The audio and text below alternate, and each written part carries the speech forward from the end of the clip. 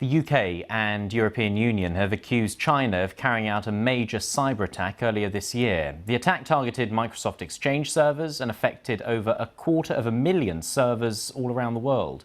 The countries have also accused the Chinese Ministry of State Security of other espionage activity.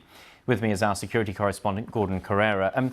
Gordon, does this accusation come as anything different to what we've heard in the past, where China's been accused of state-backed sort of espionage? This is a significant escalation.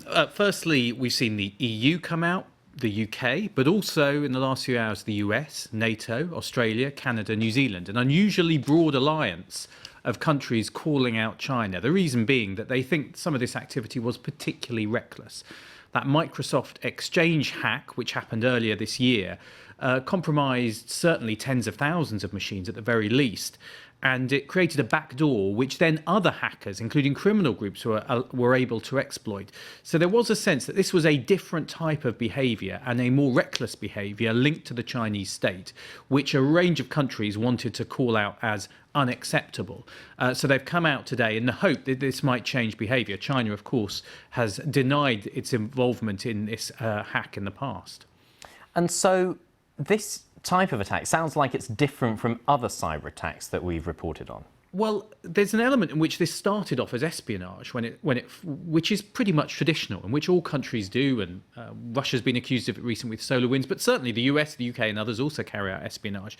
But there was a moment in late February where this attack kind of switched, where basically it went from a targeted attack to a mass attack in which tens of thousands of computers in small businesses and organisations were left vulnerable, and with the possibility of this risk being passed to other hackers and hacking groups. So I think that's what made this slightly different and why people wanted to call it out. The countries have also called out other Chinese espionage activity, more traditional espionage activity, if you like, and linked all of this to the Chinese Ministry of State Security.